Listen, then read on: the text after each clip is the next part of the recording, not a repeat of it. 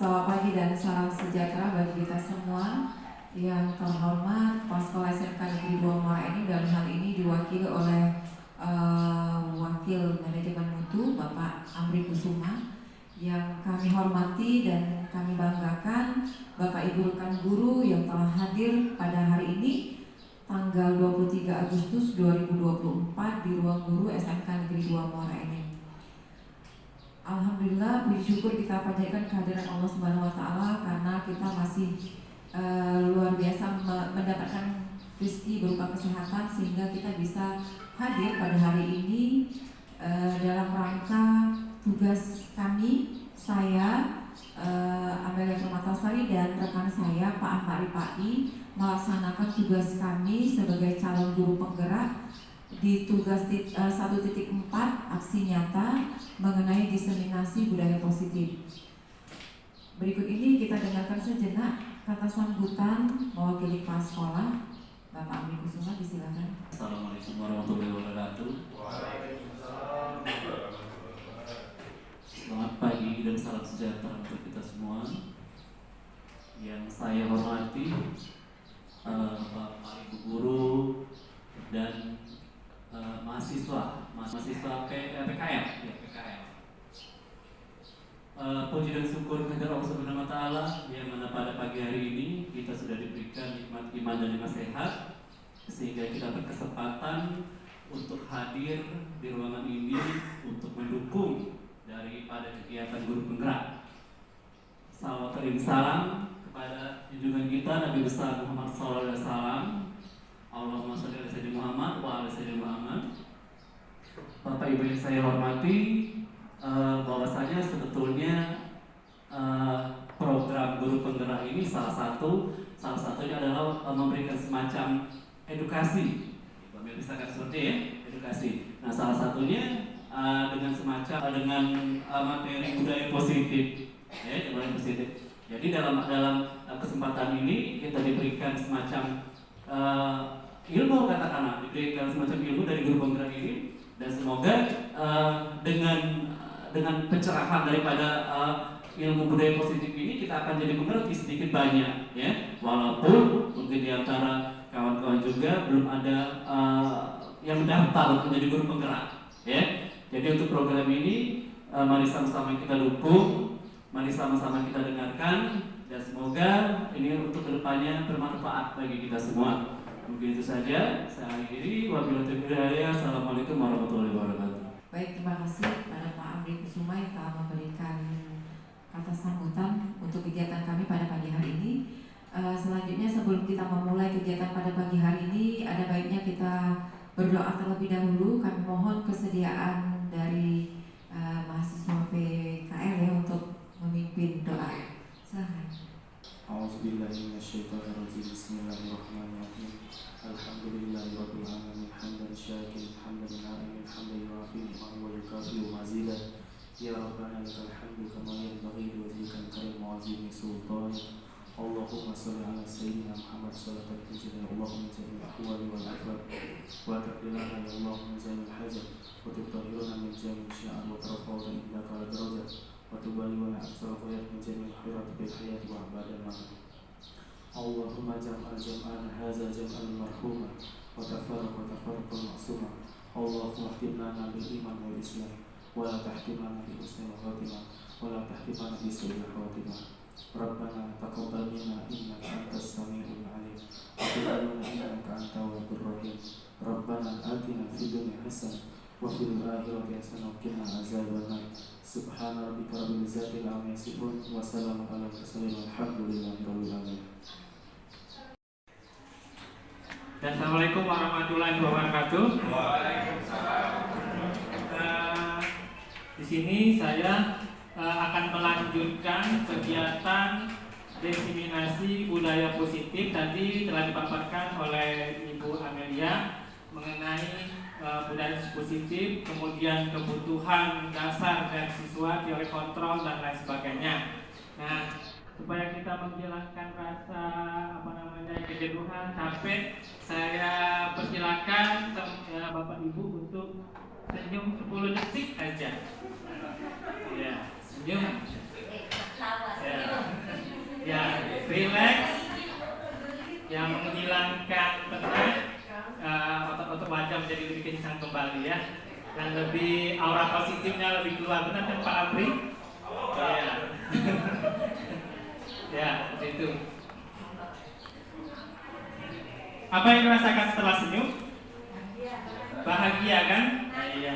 Nangis. Oh. Ya. Dan oke, kalau sudah senyum semuanya, aura positifnya sudah muncul kembali. Baiklah, di sini saya Ahmad Bipai Permana, calon guru penggerak angkatan ke-11 sama Kak Ibu Amel. Di sini akan melanjutkan berbagi budaya positif, berbagi yang judulnya hukuman, konsekuensi, dan restitusi dalam ranah disiplin. Sekarang saya tanya kepada Bapak Ibu, kalau mendengar kata hukuman, konsekuensi, dan restitusi, apa yang ada di benak Bapak Ibu? Kira-kira apa? Ya, ada hukuman, kemudian konsekuensi, sanksi tadi ya. Apalagi Bu, Pak? Peraturan dan lain sebagainya. Ya, jawaban dari Bapak Ibu semuanya itu benar semuanya. Sebenarnya hukuman, konsekuensi, dan restitusi ini saling berkaitan satu sama lain. Seperti itu. Nah, apa itu hukuman, konsekuensi, dan restitusi dalam ranah disiplin ini akan kita bahas melalui slide berikutnya. Nah, hukuman. Sekarang saya tanya, renungkan di dalam hati Bapak Ibu, kita sekarang ini posisi Bapak Ibu sekarang apakah di posisi hukuman, kemudian apakah di posisi sanksi atau restitusi dalam kegiatan sehari-hari? Ada yang bisa jawab? Ibu Ana? Apa yang sudah Ibu Ana terapkan di sekolah? Apakah masih hukuman? Apakah ada sanksi atau restitusi? Sanksi, masih ke sanksi. Nah, di sini kalau memang belum paham, nanti saya jelaskan sedikit ya. Hukuman ini bersifat tidak terencana atau tiba-tiba. Jadi hukuman ini bersifat tiba-tiba dan tidak tahu apa yang akan terjadi. Sama kayak kita di kelas, kita akan marah ke siswa itu secara tiba-tiba tanpa direncanakan, seperti itu. Jikalau anak itu melakukan suatu kesalahan atau tindakan-tindakan yang tidak sesuai dengan nilai-nilai budaya positif, seperti itu. Kemudian hukuman bersifat satu arah dari pihak guru yang memberikan, dan murid hanya menerima suatu hukuman tanpa melalui suatu kesepakatan atau pengarahan dari pihak guru. Jadi langsung mengecas. Jadi kita tidak bertanya kepada siswa itu kenapa dia melakukan kesalahan tersebut. Nah, tadi kan Ibu Amel sudah menjelaskan, memaparkan bahwa siswa itu memiliki kebutuhan. Nah, terkadang siswa melakukan kesalahan itu karena dia memenuhi kebutuhan-kebutuhan itu, tetapi tidak di tempat yang semestinya, seperti itu. Seperti misalnya kesenangan, kemudian penguasaan, dan lain sebagainya, seperti itu. Kemudian selanjutnya, jadi kadang-kadang hukuman juga bisa berupa fisik, kemudian verbal, seperti itu. Nah, kadang-kadang yang fisik maupun kata-kata verbal itu kadang-kadang begitu menyakitkan hati. Kita pun pernah mengalami, coba Bapak Ibu bayangkan di zaman dulu waktu Bapak Ibu masih sekolah, pernah tidak Ibu sakit hati atau minimal dicubit, dipukul oleh guru tanpa bertanya kepada kita apa salah kita, seperti itu? Pernah? Pasti Bapak Ibu ingat siapa bapaknya, siapa ibunya, siapa itu. Oh, bapak itu nakalnya, bapak itu kasarnya. Oh, bapak ibu itu judesnya. Oh, ibu itu dikit-dikit nyubit. Nah, seperti itu. Itu akan terkesan di otaknya, terekam di otaknya sampai sekarang. Begitupun dengan saya. Jadi saya juga merekam. Oh, bapak itu seperti itu. Oh, ibu itu seperti itu. Akan menjadi pembicaraan nanti ketika mereka berkumpul dengan sesama mereka atau sesama temannya, seperti itu. Oh, tipe bapak itu seperti itu, tipe ibu itu seperti itu. Paham ya? Pasti pernah merasakan semuanya itu ya, baik verbal maupun non verbal. Yang paling paling menyakitkan itu ada fisik. Kalau zaman kita dulu Pak Zul, mungkin papan tulis itu penyat ya. Seperti itu. Tapi bedanya zaman dulu kita tidak ada yang melapor.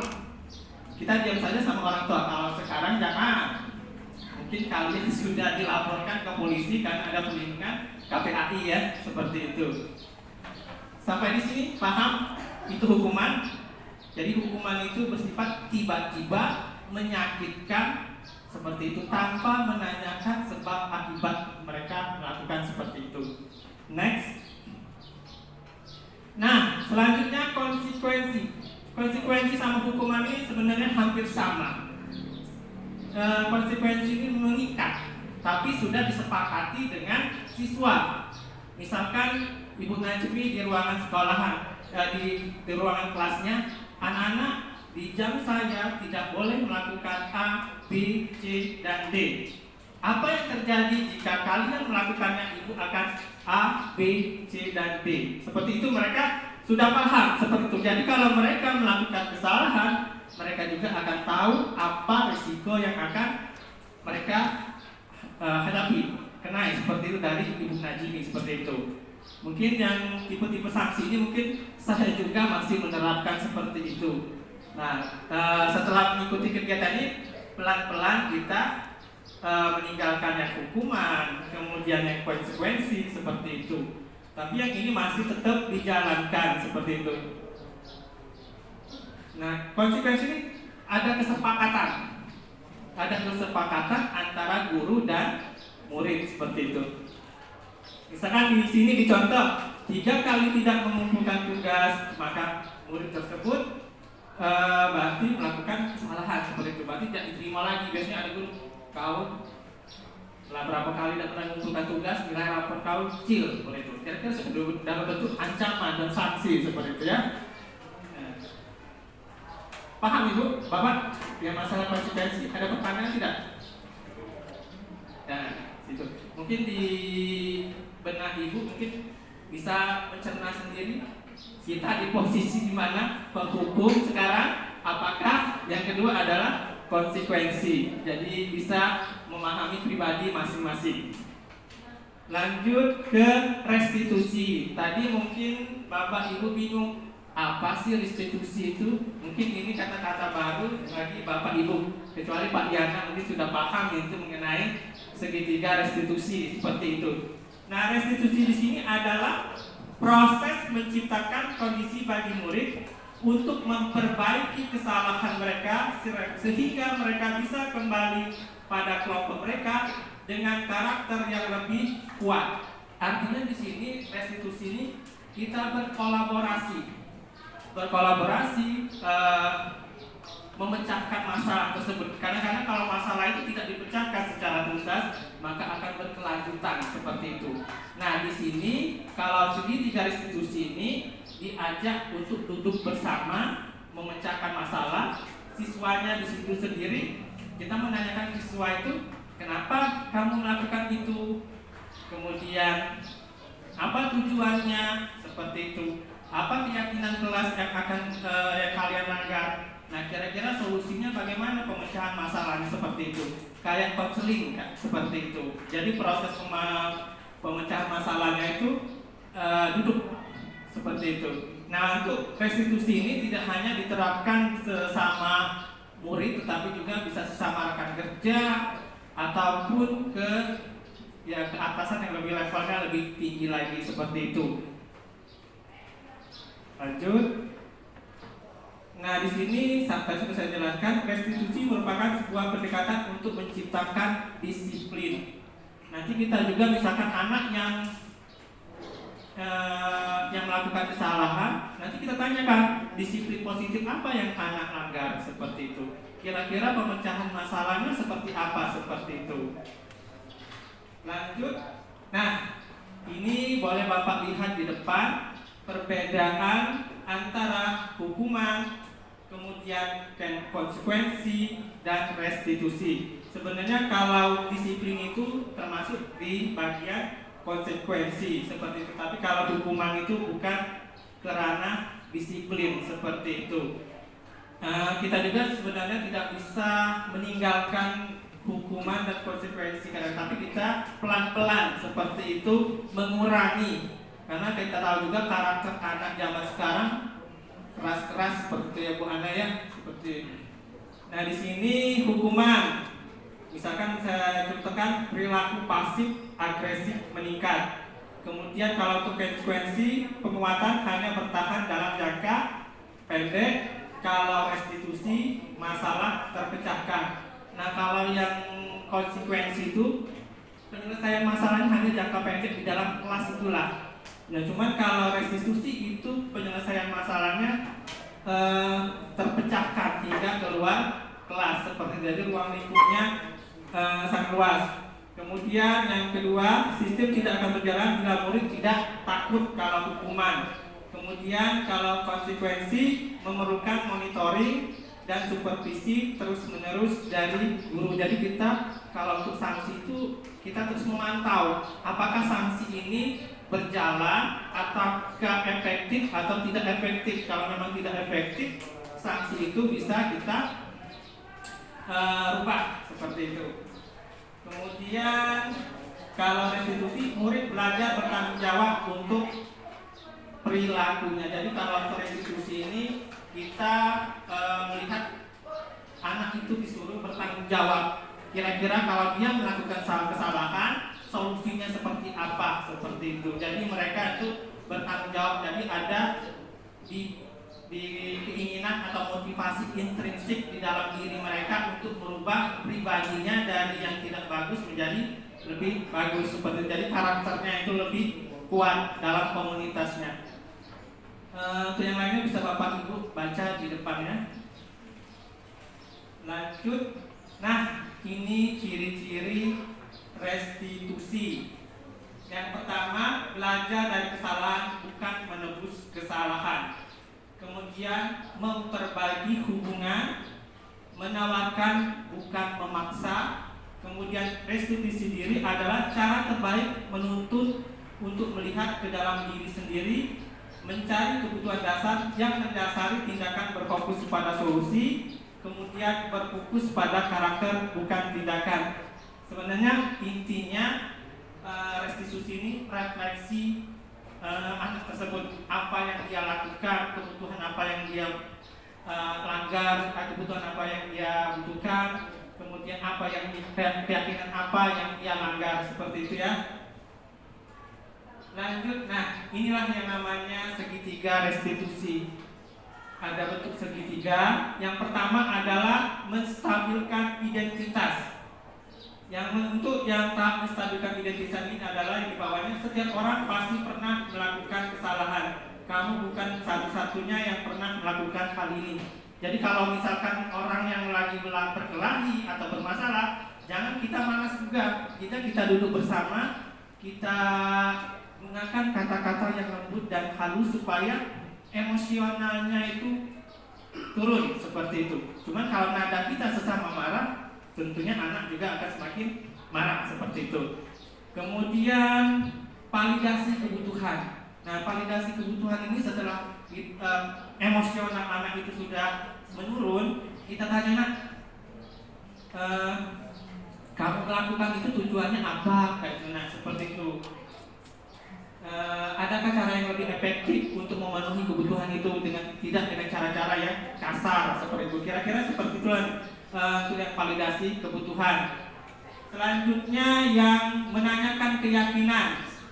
Nah, kalau sudah validasi, selanjutnya adalah nilai-nilai apa yang telah kamu sepakati. Itu sebenarnya di kelas itu kan ada kesepakatan kelas.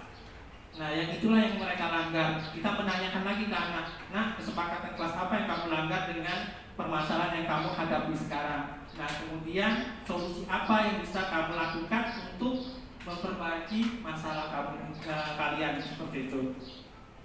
Sampai sini ada pertanyaan enggak? Belum ya? Nah, ini segitiga restitusi. Ini langkah-langkahnya tadi sudah saya sebutkan. Pertama, menstabilkan identitas. Yang kedua, validasi tindakan yang salah. Yang ketiga, menanyakan keyakinan. Nah, ini menstabilkan identitas, ini yang saya sebutkan tadi. awal yang perlu dilakukan pada segitiga diskusi adalah menstabilkan identitas saat anak berbuat salah. Artinya ada kebutuhan dasar yang tidak terpenuhi oleh mereka. Misalkan kalau bermain tadi lempar-lemparan, berarti kebutuhan akan kesenangan itu tidak terpenuhi, seperti itu. Mungkin kalau gontok-gontokan, mungkin dia kekuasaan atau penguasaan, kira-kira seperti itu ya. Jadi kita bisa melihat jenis kesalahan mereka di bagian mana.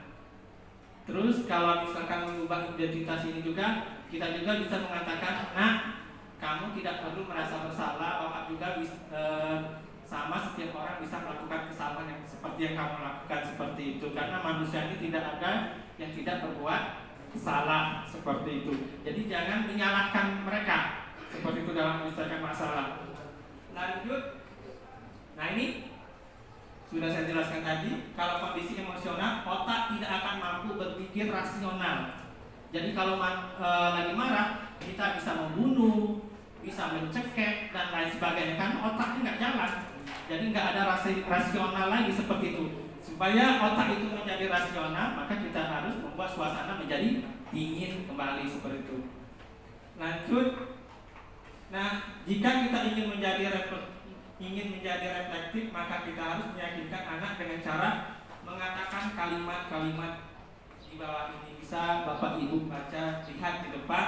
Ini bisa digunakan kita dalam menangani permasalahan anak seperti itu. Jadi gunakan kata-kata yang halus, lembut, dan tidak menyakitkan mereka, seperti itu. Seperti berbuat salah itu tidak apa-apa, nah, seperti itu. Jadi ya, manusia semuanya itu ada kehilapan, seperti itu. Nah, yang kedua, misalkan tidak ada manusia yang sempurna. Kemudian yang ketiga, saya juga pernah melakukan kesalahan seperti itu. Nah, Bapak juga pernah muda, pernah nakal, seperti itu. Kira-kira seperti itu ya. Kemudian yang keempat, kita bisa menyelesaikan ini. Kemudian Bapak Ibu tidak tertarik mencari siapa yang salah, tapi Bapak Ibu ingin mencari solusi dari permasalahan ini. Jadi kita bersifat netral dalam menyelesaikan suatu masalah, karena kita tidak tahu mana yang salah, bagaimana yang benar. Itu yang lima berikutnya, dan yang ketujuh seperti kalimat yang di depan. Sampai sini ada paham yang ini, kalimat ini? Nah, jadi ini bisa kita jadikan untuk acuan kita dalam menyelesaikan masalah sama anak, termasuk anak kita sendiri juga seperti itu. Ini yang kedua, validasi tindakan yang salah. Nah, langkah kedua di sini adalah guru berupaya memahami kebutuhan dasar yang melatari anak itu melakukan kesalahan. Jadi kita menanyakan, pasti kita melakukan kesalahan, karena kesalahan pasti ada motifnya, ada tujuannya. Nggak mungkin kita memukul atau berkata kasar dengan orang lain, itu nggak ada sebab dan akibatnya, seperti itu. Nanti kita tanyakan, kenapa kamu seperti itu, kenapa seperti ini, yakin apa yang kamu langgar, seperti itu. Kira-kira seperti itu. Jadi memvalidasi itu menanyakan, menggali kesalahan-kesalahan apa yang dilakukan. Selanjutnya, ini kalimat-kalimat di bawah ini mungkin terdengar asing buat guru, namun bila dikatakan dengan nada tanpa menghakimi akan memvalidasi kebutuhan mereka. Nah, ini salah satunya di sini adalah, kamu pasti punya alasan mengapa melakukan hal itu. Yang kedua, padahal kamu bisa melakukan yang lebih buruk dari itu. Yang ketiga, patut bangga pada dirimu sendiri karena kamu telah melindungi sesuatu yang penting buatmu. Dan yang keempat, kamu boleh mempertahankan sikap itu, tapi kamu harus menambah sikap yang baru, seperti itu. Lanjut. Nah, yang ini yang sesi penyelesaian akhir di segitiga restitusi. Langkah ketiga restitusi ini yaitu menanyakan keyakinan. Karena pada sebelum memulai suatu pembelajaran, biasanya di awal kita masuk, biasanya kita membuat keyakinan kelas. Apa itu keyakinan kelas? Nanti kita bahas di sesi selanjutnya itu. Jadi keyakinan kelas itu aturan-aturan yang disepakati secara bersama yang tidak boleh dilanggar oleh siswa itu sendiri. Itu ya. Kemudian pada sesi keyakinan, kalau memang sudah dilanggar, kira-kira kita menanyakan kepada siswa itu, apa solusi dari kamu biar menyelesaikan masalah ini. Jadi biarlah mereka menyelesaikan masalah itu sendiri. Jangan kita yang memberikan solusi. Kita tanya apa solusinya supaya kamu bisa menyelesaikan masalah tersebut seperti itu. Jadi terbiasa. Sama kayak misalkan siswa sudah melanggar. Kalau misalkan jangan usah ada apa-apa, jangan dibiasakan seperti itu. Jadi sanksinya kamu harus A, B. Itu harus dilaksanakan supaya ada rasa tanggung jawab di diri mereka sendiri. Cuman kalau tidak dilaksanakan, mereka akan merasa menganggap itu benar. Nanti misalkan saya melakukan kesalahan, paling disuruh minta maaf, sudah seperti itu. Ya, betul. Dan lanjut. Ini sudah saya jelaskan. Kemudian ini juga sudah saya jelaskan. Di sini segitiga restitusi ini adalah budaya positif di sekolah yang bagus untuk menyelesaikan suatu masalah. Lanjut. Nah, di sini ada game ya.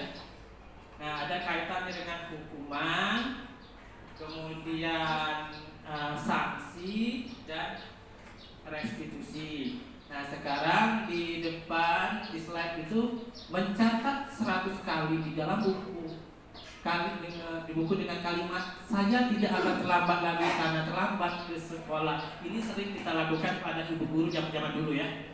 Pas waktu kita masa SD dan SMP, hukuman seperti ini masih sering sekali kita. Ada yang pernah mengalami disuruh mencatat saya tidak akan terlambat selama dengan kata 1000 kali di dalam buku catatan. Ada yang pernah mengalami itu? Ibu Amel, mana ya? Ini apa? Ada yang bisa menjawab? Hukuman. Kita lihat ya apa benar hukuman. Nah, salah. Sanksi. Mungkin kan tadi ada kesepakatan kelas tadi. Nah, jika kamu terlambat ke sekolah, sanksinya bla bla tadi. Ternyata melanggar. Nah, seperti inilah sanksinya. Mungkin kalau kita, mungkin anak-anak sekarang daripada kita nulis 1000 kali lebih baik saya datang lalu telat ya, kita gerbang lagi tutup kayak gitu. Nah, ya capek deh ya. Kira-kira seperti itu. Next, lanjut ya. Nah, ini ya cepat silakan. Lari mengelilingi lapangan basket 2 kali karena terlambat hadir di sekolahan. Hukuman? Hukuman ya? Kita lihat ya. Nah, hukuman ya, benar sekali. Berarti sudah mulai memahami, bisa membedakan antara hukuman dan sanksi. Lanjut. Membersihkan coretan yang dibuat di meja tulis. Hukuman. Kita lihat ya. Sepakat hukuman? Sanksi. Kita tampil semuanya. Ibu Najmi hukuman. Ada ini siswa. Itu sanksi ya. Kita lihat. Ya, sanksi atau konsekuensi. Jadi kalau misalkan dia mencoret, kita suruh membersihkan lagi, itu termasuk sanksi seperti itu. Lanjut. Murid diminta untuk push up 15 kali karena tidak menggunakan masker ke sekolahan. Sanksi ada hukuman. Ibu Ana? Hukuman. Pak Joko? Sanksi. Kita lihat ya. Hukuman. Ya, jadi 15 kali itu namanya berat ya. Apalagi kalau pada kita gemuk suruh push up 15 kali rasanya jantung mau copot seperti itu. Lanjut. Nah, sebelum langkah ke keyakinan kelas yang hukuman, sanksi dan segitiga restitusi, ada pertanyaan? Pak Yana ada?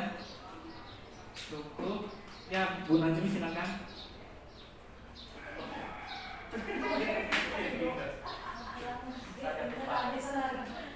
Oke, assalamualaikum warahmatullahi wabarakatuh. Ya, terima kasih atas materinya, Bapak bagus sekali. Jadi menambah wawasan kami. yang saya ingin tanyakan tadi kan terakhir bentuk yang paling bagus saya terbaik untuk kita lakukan sekarang ini adalah restitusi ya. Jadi daripada hukuman atau sanksi, sehingga guru-guru sepertinya kayaknya tuh gurunya jadi bagus semua, tidak ada hukuman, tidak ada sanksi, tidak ada yang marah-marah seperti itu. Saya sudah sebenarnya saya tuh ada sekolah yang sudah menerapkan hal tersebut. Memang saya lihat semua siswa di sana itu bentuknya sama, sehingga siswa itu memang besar-besarnya itu kelihatannya anaknya tuna-tuna seperti itu ya. Memang bagus, dan bukan satu anak saja, hampir semua di kelas itu semuanya hampir mirip seperti itu, dan jarang sekali terjadi perkelahian seperti itu, tapi bukan di sekolah kita yang pasti. Nah, tapi hal tersebut dilakukan oleh anak itu sejak mereka kecil. Jadi anak itu memang dari kecil terus baru memasuki masa baliknya. Nah, itu kan dilakukan karena mereka masih kecil. Bagaimana kita menerapkan hal tersebut untuk di sekolah kita yang seyoknya ya sudah besar seperti itu. Mereka tuh sudah melewati hukum-hukum rimba yang terjadi. Jadi kita ini sudah menampung orang-orang yang sudah karakternya terbentuk seperti itu. Apakah kita bisa melakukan seperti yang Pak I tadi mengatakan? Bisa tidak kita jangan ya nak seperti itu kan ya. Kemarin saja waktu minggir Ibu Satria ini sudah mengeluarkan kuda-kuda. Terjangan ya. Bukan marah tapi anak tepuk tangan. Ya, terjangan loh Pak, terjangan. Ya, 3 kali kejadian kemarin. Kalau itu seperti itu bukan STM kan ya? Nah, mohon penjelasan. Terima kasih. Ya, bagus sekali pertanyaan dari Ibu Najmi. Jadi kontekstual sekali ya pengalamannya, pertanyaannya. Memang setelah saya pelajari juga di modul ini memang ada beberapa memang kelemahannya seperti itu. Memang segi restitusi ini kita coba dulu seperti yang tadi. Seandainya memang itu tidak bisa dilakukan, tapi maksimal dulu ya. Misalkan sudah kita sendiri sudah belum bisa menangani, coba kita kolaborasi dengan teman-teman yang lain. Misalkan teman-teman lain juga tidak bisa menangani, mungkin tadi solusi yang terakhir sanksi dan hukuman. Nah, kemarin juga sempat berdebat ya Bu Amel di Rukol ya, kalau misalkan tingkatannya seperti SMK ini sudah levelnya luar biasa ya, luar binasa, itu kita bisa kolaborasi juga dengan pihak kepolisian dan sebagainya. Apalagi misalkan tidak bisa diselesaikan secara baik-baik di sekolahan, itu bisa kita kolaborasi dengan pihak kepolisian. Tapi kita coba dulu diterapkan. Seandainya memang itu tidak bisa, ya tadi seperti itu. Memang karakter anak sekarang ini kadang-kadang tergantung di mana tempat pendidikannya, siapa guru, siapa orang tuanya, karena pendidikan yang paling awal itu di rumah. Jadi kalau pendidikan anaknya di rumah itu bagus, insya Allah karakternya anaknya bagus. Apalagi ditempatkan di sekolah-sekolah yang memang penerapan budi pekerti agamanya bagus, maka akan menghasilkan output juga yang bagus-bagus. Tapi benar kata Ibu Najmi tadi, kondisi kita di sini tidak bisa disamaratakan. Jadi kita di sini beragam seperti itu. Tapi ya sebisa mungkin kita bersama-sama dengan cara pemecahan masalah dengan segitiga restitusi. Tetapi kalau itu tidak mutlak, kita lihat kondisi kasusnya Bu Najmi. Kalau kasusnya itu berat, ya itu tadi kita bisa membutuhkan bantuan dengan bisa antar teman sejawat. Kalau levelnya yang lebih parah lagi dengan pihak keamanan yaitu polisi seperti itu. Ya, kalau yang siswanya seperti yang Ibu Najmi tadi enak kita ya. Cuman kalau kita yang kita alami kontekstual kita di SMK 2 ini luar biasa seperti itu. Nah, saya juga nggak tahu apa yang salah, kurikulum kah ataukah budaya disiplin ini tidak diterapkan lagi di lingkungan rumah, di masyarakat, atau yang paling penting itu di keluarga seperti itu. Ya, ada lagi yang mau tanya? Ya Pak ini. Bismillahirrahmanirrahim. Jadi yang disampaikan Ibu Yuni Najmi tadi, jika sekolahnya sudah ideal dan bibitnya yang masuk ke situ ideal, gitu. Kalau di kita kan sekolahnya belum ideal, bibitnya jauh dari ideal. Gitu. Yang terjadi di lapangan kemarin, beberapa mungkin kasus puncaknya saya kemarin Pak. Ini bukan klarifikasi sih, berbagi supaya ini jadi pelajaran. Kenapa saya sampai seperti itu? Sudah 3 kali saya peringatkan memakai segitiga restitusi. Bayangin tuh, 3 kali loh. Yang terakhir, kenapa sampai saya marah dan teriak? Karena dia mengancam fisik saya. Sudah mau melawan. Nah, secara psikologis, seorang individu ketika dia sudah merasa tinggi harus didorkan lagi Pak. Kalau tidak ada, serius, kalau ada yang di lapangan pasti tahu. Suwarda sekali diambil duitnya. Ketika diambil sama Suwarda, oh Pak ini pupuan untuk beli minum. Jadi chaos lah kemarin. Mereka itu berjudi Pak. Begitu DPI anak Ibu Yuni udah keluar ya. Akhirnya kan dia jadi juara oleh Pak. Nah, itu paling banyak dapat duit. Karena setiap taruhan mana?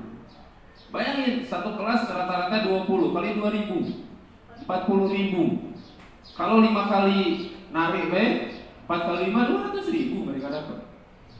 Itu sudah saya lihat dibayar 2.000 satu orang bayar. Itu sudah saya ingatkan, jangan berjudi. Yang paling saya sakit hati, agak emosi kemarin. Saya lagi berdiri di atas tambangnya ditarik. Kalau saya jatuh, sakit nomor 2, malu. Pasti diketahui sama anak-anak kan? Makanya saya datangin lagi Pak kemarin. Pakai restitusi dulu. Sini saya panggil. Tadi 5 orang, kamu 1. Mana 4 lagi? Sudah lari Pak. Berarti kamu harus tanggung jawab. Nanti cari sisanya. Tapi aku udah tahu Pak. Jangan ngomong udah tahu. Kelas apa tadi? TAB Pak, TKR Pak. Nah ada Pak Alifri, anaknya semua tuh. TBSM Pak. Kau anak apa? Kelas loh. Tapi 1 geng, beda kelas tapi 1 geng. Sanggup gak nyari yang 4-nya? Agak banyak apa ya? Karena ini budaya positif. Sanggup gak nyarinya? Makanya agak lama. Gak sanggup Pak. Nah, saya tahu yang di belakangnya anak TAB ini memprovokasi, sehingga anak itu merasa ada yang mendukung. Saya masih baik-baik. Akhirnya untuk memberikan tekanan, saya cubit dulu tuh tetenya sebelah. Saya cubit, ya. Kakinya main Pak. Mau menendang ke saya. Kalau kena alat kelamin saya bisa-bisa Pak. Ya, tapi fakta di lapangan Bu ini tidak saya tutup-tutupi. Memang faktanya seperti itu. Kan rame kan?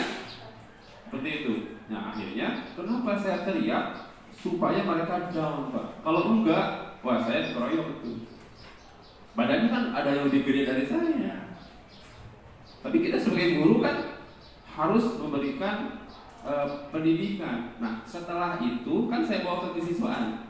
Setelah berdua diajak ngobrol, pakai restitusi, nangis Pak.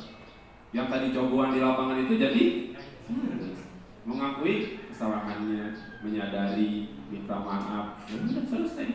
Yang penting jangan diulangi lagi. Kalau bisa yang 4 orang tadi, yang kata kamu anak TAB, TKR, TBSM, besok hari Jumat bawa. Kalau benar, nah ternyata dia klarifikasi, takut Pak. Jadi di antara gengnya itu dia memang badannya paling kecil, takut oleh kawannya. Ya sudah, kalau kau memang sudah masalahnya sampai di sini dengan saya, atau mau sampai kemana, mau bawa orang tua, atau mau bawa ke yang berwajib, atau ke Pak Imam, atau ke kepala sekolah, saya tawarkan semua, silakan. Jangan sampai dia dihakimi oleh saya. Dia silakan membela diri. Tapi akhirnya dia sadar bahwa memang tujuannya bermain supaya guru itu jatuh. Mereka sudah berniat, siapa ya? Kan kalau ada anak yang menginjak tambang tidak ditarik, Pak. Tapi kalau ada guru yang menginjak tambang, ditarik. Iya, mereka memang sudah gitu. Apalagi guru yang tidak kenal. Saya kan tidak ngajar di jurusan mereka. Itu informasi yang saya gali pada saat berbicara berdua di kesiswaan. Memang tujuannya ngaco. Di samping judi tadi. Terus kenapa ada beberapa yang didiskualifikasi? Nah, yang ditarik itulah yang dijagokan. Yang misalkan dijagokan 10 DPIB. Nah, dia masang di 10 DPIB. Kan dia pasti berkumpul di situ. Nah, nyuri-nyuri megang tambang itu supaya taruhannya tidak kalah. Jadi memang tugas kita berat, Bapak Ibu ya. Anak-anak kita tuh sekarang dikit-dikit dijudikan, dikit-dikit taruhan. Mentalnya sudah seperti itu. Memang tidak semua, tapi dominan kalau saya lihat kemarin di lapangan seperti itu. Jadi sekali lagi penerapan restitusi juga sudah saya terapkan kemarin setelah kejadian di lapangan pada saat di ruang kesiswaan. Dan alhamdulillah anaknya akhirnya sadar, nangis, minta maaf, berjanji ya mudah-mudahan menjadi anak yang baik. Ketika saya konfirmasi juga ke wali kelasnya, Ibu Lucy, sebetulnya anak itu kesehariannya biasa gitu. Disebut nakal enggak, disebut tidak nakal juga agak lumayan, tapi kategorinya normal.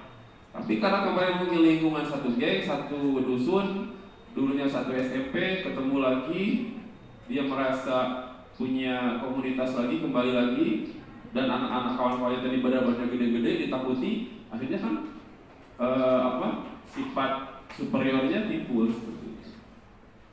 Jadi kita sebagai guru memang harus ekstra hati-hati. Kondisi yang diceritakan Ibu Nazmi, yaitu tadi sekolahnya sudah ideal, bibit yang didapatnya juga ideal. Kalau di kita kan ya tinggal kita berpikir sendiri-sendiri.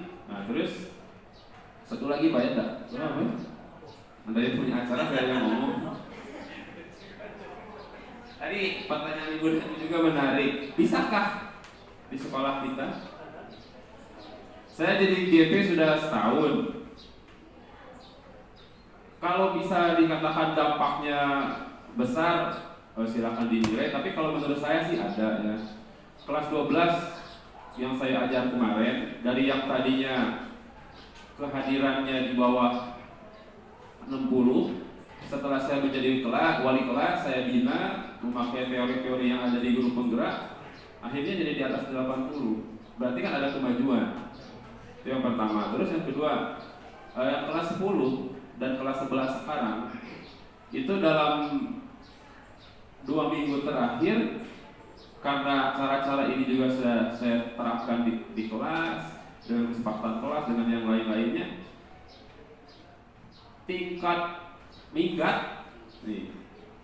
minggatnya yang tadinya biasanya anak DPIB itu boleh dicek minggatnya 4, 5 gitu ya. Sekarang sampai pertemuan terakhir kemarin sudah tidak ada yang minggat lagi. Begitu. Tapi kitanya, kalau misalkan saya sudah ngomong ke anak jam 13 ya di kelas, jangan terlambat Pak gitu. Ingatkan kalau sudah istirahat, kita istirahat gitu. Jadi memang memberi teladan yang paling penting. Mudah-mudahan dengan kita berbuat baik kan anak-anak mencontoh kita yang berusaha untuk lebih baik. Tapi kalau misalkan nanti jam 13 ya, gurunya datangnya 13.30, ya anak-anak juga ragu lah seperti itu. Jadi untuk memberikan hasil yang baik, kita dulu yang berubah berangsur-angsur menjadi lebih baik. Terima kasih Pak, mohon maaf agak banyak Pak. Ya terima kasih banyak atas pencerahannya Pak Yan. Silakan Ibu ini Amel. Terima kasih, saya hanya ingin menambahkan saja, memang kalau untuk segitiga restitusi ini merupakan salah satu pendekatan jika kita ingin memunculkan budaya positif. Yang diambil adalah, yang diutamakan adalah dialog. Tapi apakah kita tidak boleh melakukan intervensi yang lebih tegas lagi? Itu tetap boleh-boleh saja. Jadi kita melihat kasusnya. Tidak semua kasus kenakalan yang dilakukan di sekolah itu bisa diselesaikan oleh segitiga restitusi, tapi juga kita bisa melakukan intervensi yang lebih tegas jika mengancam keamanan sekolah. Itu saja yang ingin saya sampaikan. Terima kasih.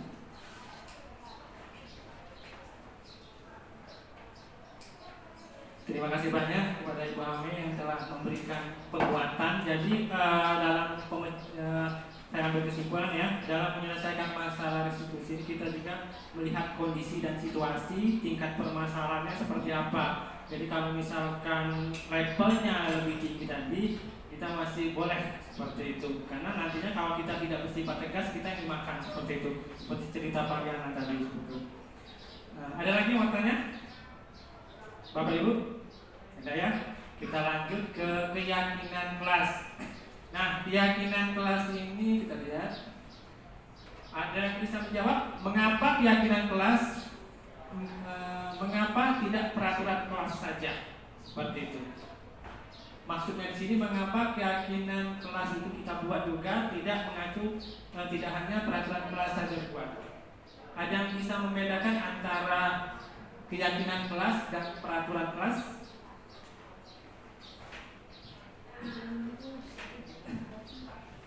Ada yang bisa ini? Ya, bedanya apa Bu?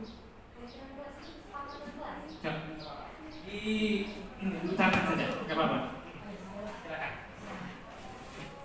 Ya, menurut saya keyakinan kelas itu kan kesepakatan kelas. Ya. Sedangkan kalau peraturan kelas itu memang ketetapan seperti yang mengikat. Nah, sedangkan kalau keyakinan kelas, kalau maksudnya keyakinan kelas itu adalah kesepakatan, kalau kesepakatan itu sesuatu yang kita renungkan, kemudian kita sama-sama akan menaatinya. Sedangkan kalau peraturan itu kemungkinan dibuat oleh sepihak saja. Jadi seolah-olah ada yang berkuasa seperti itu. Itu menurut saya. Ada yang bisa nambahkan lagi? Yang jawaban diberikan Ibu Najim itu sudah sangat benar sekali. Ya, sudah sangat tepat sekali. Jadi tidak perlu saya mempanjang lebarkan lagi. Jadi kalau peraturan itu bersifat luas ya, itu berlaku untuk seluruh warga sekolah, bukan kelas saja. Tetapi kalau yang keyakinan kelas, benar kata Ibu Najmi tadi, kesepakatan bersama antara murid dan guru. Ya seperti itu, apa saja yang budaya-budaya atau keyakinan-keyakinan yang akan kita terapkan di dalam kelas tersebut, di mana tujuan keyakinan kelas ini kita buat supaya ada keteraturan dan keamanan dalam kita melakukan proses mengajar seperti itu. Kalau nggak ada keyakinan kelas, kacau.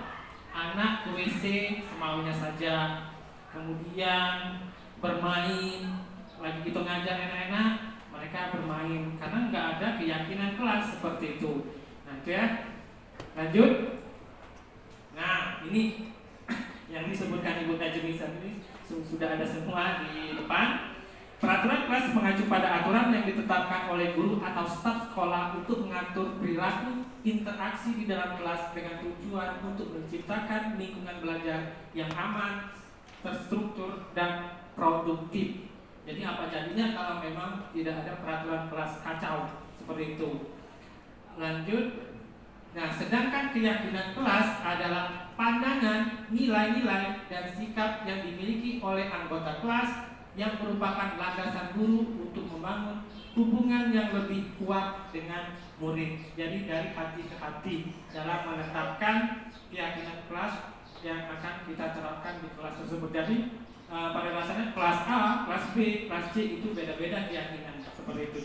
Tapi pada dasarnya ada yang sama, ada juga yang beda, tergantung kesepakatan gurunya di dalam kelas waktu mengajar seperti itu. Jadi harus ada keyakinan kelas dan kesepakatan kelas. Jadi kalau yang belum menerapkan keyakinan kelas, mulai semester depan itu diterapkan keyakinan kelas supaya ada keteraturan, supaya kita tidak diinjak-injak dan lain sebagainya seperti itu, supaya sesama temannya itu saling menghargai seperti itu, supaya tidak ada terjadi lagi kesalahan-kesalahan yang memenuhi kebutuhan yang tidak pas dilakukan. Lanjut. Nah, ini membuat kegiatan kelas hendaknya semua warga kelas ikut berkontribusi, mudah dipahami, diingat, berbentuk kalimat positif. Keyakinan kelas haruslah berisi nilai-nilai kebajikan yang dapat diterima dan dapat diterapkan di lingkungan kelas tanpa merasa terbebani. Misalkan saling menghormati, saling menghargai. Kan kalimatnya pendek-pendek, nggak panjang-panjang, mudah diingat, jujur, rajin, tepat waktu. Nah, seperti itu. Nah, untuk proses membuat keyakinan kelas itu sebenarnya guru memfasilitasi murid. Kira-kira apa keyakinan kelas yang kamu inginkan?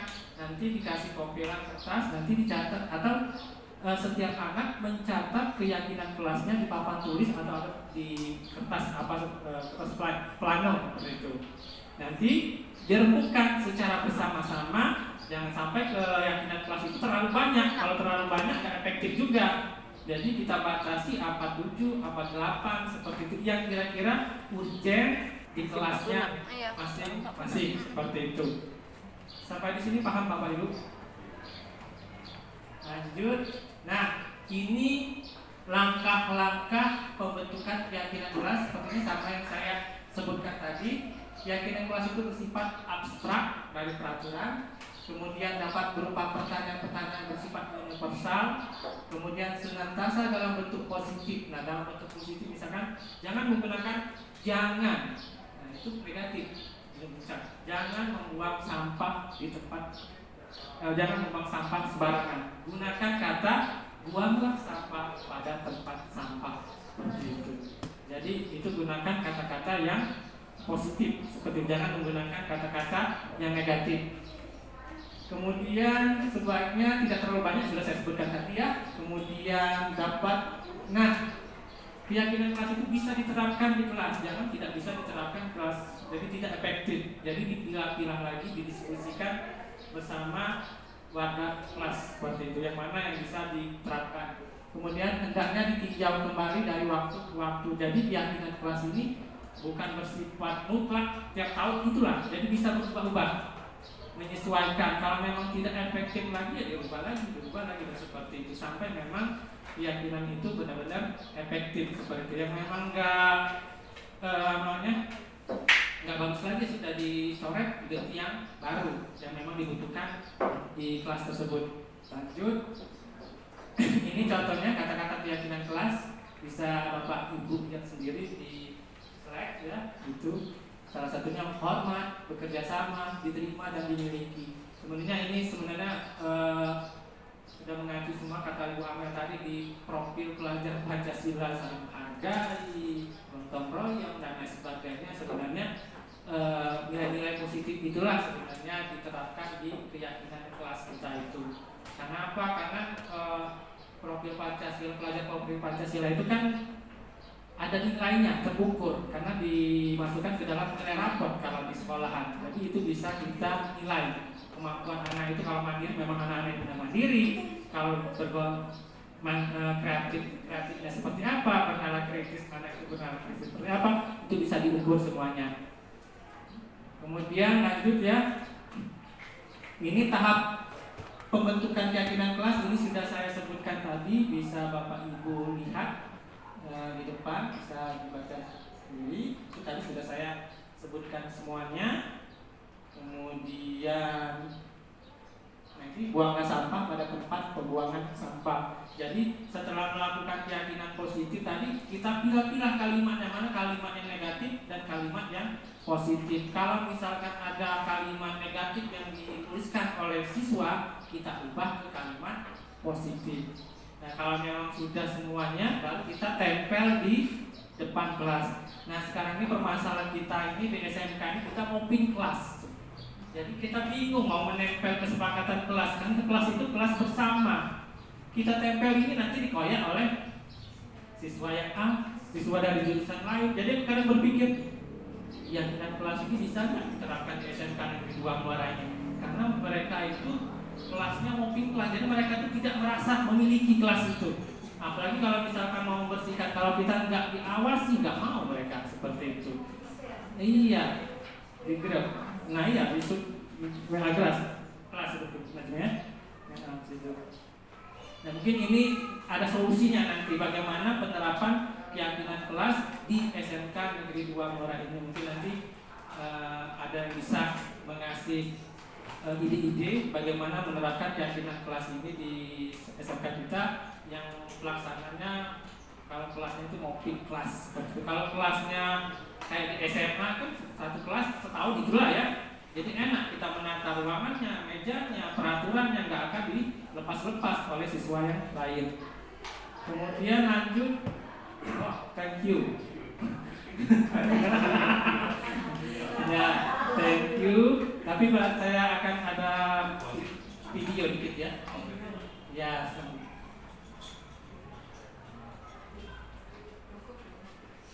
Kita lihat video dikit ya. Video restitusi ya.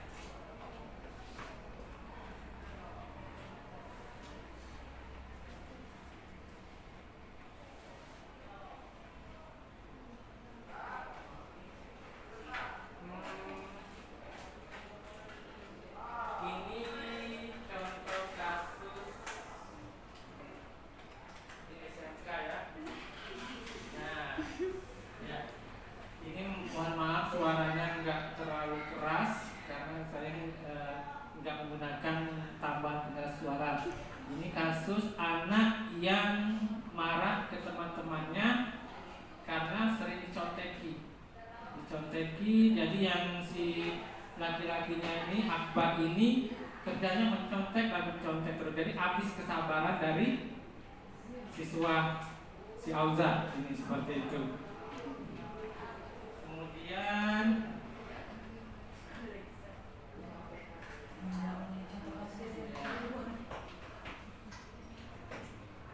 yang untuk kasus restitusinya sama seperti ini. Mohon maaf suaranya enggak kelihatan karena kemarin mendadak yang Bu Amel terkejar seperti itu. Jadi ini untuk segitiga restitusinya ini kasusnya kasus yang levelnya mungkin level rendah ya, bukan level berat. Jadi masih bisa kita lakukan dengan kegiatan segitiga restitusi. Jadi di sini saya memanggil siswanya, saya melakukan step-step, langkah-langkah kegiatan restitusi tadi dengan menanyakan, memvalidasi, kemudian menarik keyakinan seperti itu. Iya, jangan lihat videonya ya.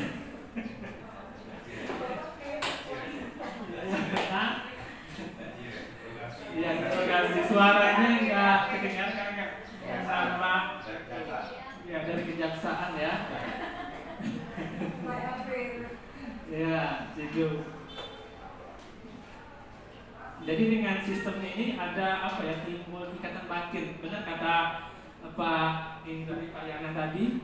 Kalau dibiarkan saja kasus itu akan menjalar lama, akan menjadi gedumel, baik gedumel bagi gurunya maupun bagi siswanya. Kita nggak tahu nanti di jalan ya Pak Yana kita dihadang oleh siswa itu, dipukul. Karena itu pernah saya, kalau kasus di SMK 2 ini nggak terlalu parah Pak Yana, di tempat saya itu karena sarangnya itu narkoba, pemerkosaan juga ada, mabuk-mabuk juga ada, seperti itu ya. Ya itu karena di situ segitiga restitusi itu untuk yang level-level rendah. Kalau yang level-level yang tinggi itu tadi sudah saya sebutkan sama Ibu Najemi tadi, pihak sekolah itu sudah ada MOU dengan pihak kepolisian. Karena kalau diselesaikan di sekolah maupun berjam-jam itu tidak akan menyelesaikan masalah. Terus itu apalagi kalau sistemnya berproyok seperti itu. Kadang-kadang tidak tertangkap yang mana yang ikut serta dalam itu. Cuman kalau ada pihak kepolisian yang pelaku yang tertangkap itu nggak mau dia masuk penjara sendirian. Ya, pernah kasus itu 2 orang yang tertangkap diintegrasi di ruangan kesiswaan itu 1 mobil dapat. 1 mobil siswa dapat, kemudian setelah dapat dia dibawa ke kantor polisi. Nah, paling dipanggil orang tuanya. Bagaimana menyelesaikan, apakah mau lanjut ke ranah hukum atau mau diselesaikan sini, atau efek jerah anak itu nginep dulu di hotel itu hotel yang dingin dan mewah itu, banyak fasilitasnya di situ. 1 malam, 2 malam, ada pernah sampai 7 malam di situ. Enak, gratis, makan gratis, minum gratis, seperti itu. Supaya ada efek jerah, sanksi seperti itu. Supaya nggak dilakukan lagi. Cuman kalau dibiarkan saja benar, itu benar kata Pak Yana tadi. Ada ikatan batin antar daerah, antar suku.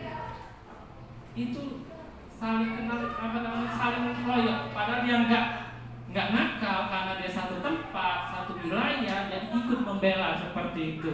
Itu sering terjadi. Ketika diselesaikan di sekolahan, pas di rumah sudah bocor semuanya seperti itu. Kalau di SMK 2 belum saya lihat ya, seperti itu bocor itu ya. Ya, itu paguyuban. Ya, seorang guru yang perempuan pernah dilaporkan gara-gara mencuri.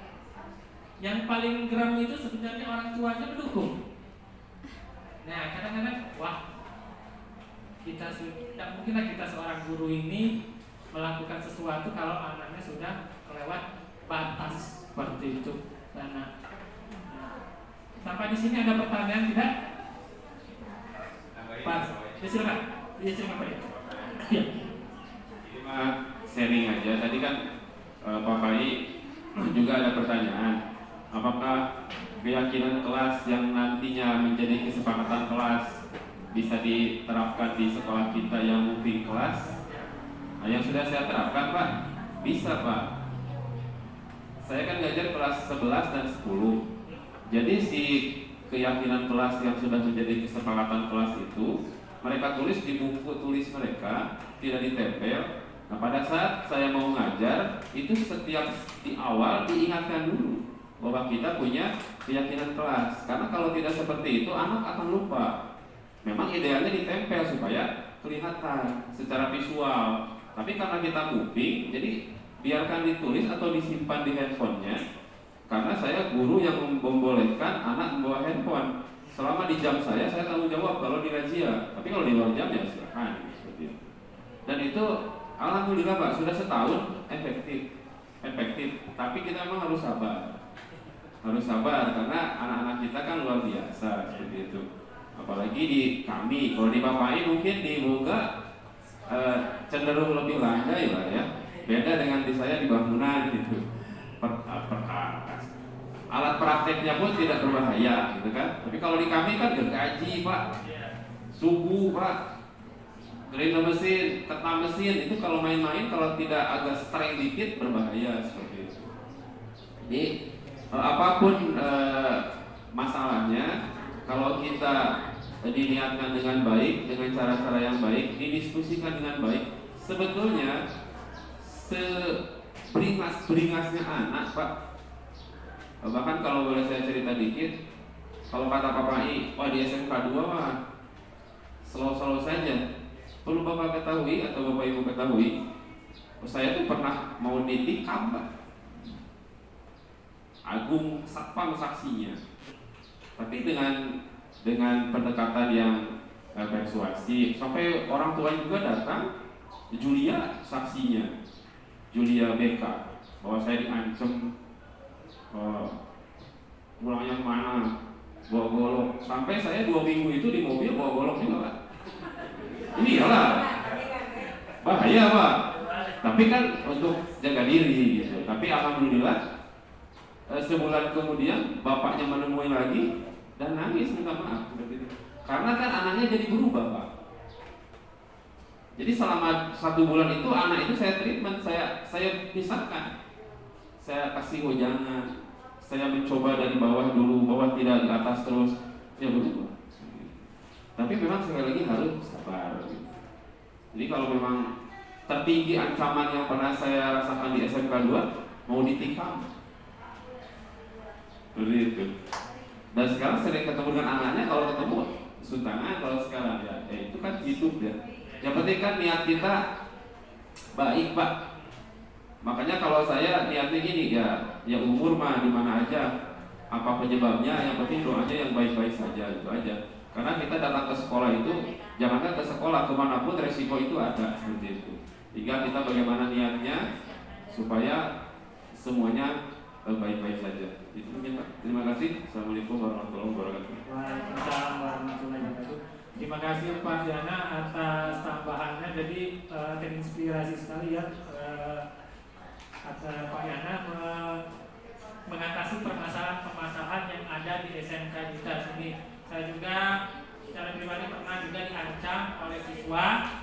Pas waktu saya ngawas, siswa itu ditegur juga nggak mau. Di jalan awas bapak saya ini, saya hajar di jalan seperti itu. Pernah gitu. Tapi benar kata Pak Yana, itu jangan didiamkan. Karena kalau didiamkan itu akan berbahaya bagi diri kita sendiri. Jadi harus diselesaikan dalam waktu secepatnya. Dikasih ditanyakan asal-muasal seperti itu dari hati ke hati supaya ada penyelesaian dan tidak berlarut-larut. Bahayanya itu karena penyelesaian tidak sampai, akhirnya masuk ke ranah hukum karena berlanjut di luar kelas. Kemudian yang kata Pak Diana tadi masalah keyakinan kelas tadi saya setuju sekali. Mungkin itu salah satu solusinya. Tapi itu tadi benar kata Pak Diana, kita juga harus disiplin, rajin-rajin mengingatkan siswa di setiap awal pembelajaran mengenai keyakinan kelas atau budaya-budaya positif yang telah kita sepakati. Penyakitnya kadang-kadang kita lupa karena kita banyak kerja dan sebagainya, karena kita tidak mengingatkan kembali siswanya seperti itu, akhirnya siswanya kebablasan seperti itu. Sampai di sini ada pertanyaan lagi nggak ada?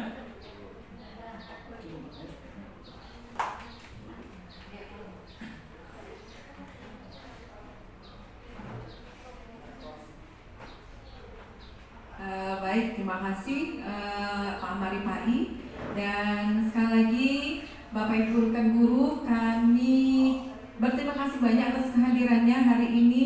Dan semoga apa yang telah saya sampaikan dan juga Pak Ripai sampaikan, kami berdua berkolaborasi dapat memberikan sedikit pencerahan mengenai penerapan budaya positif di sekolah. Terima kasih sekali lagi. Wassalamualaikum warahmatullahi wabarakatuh.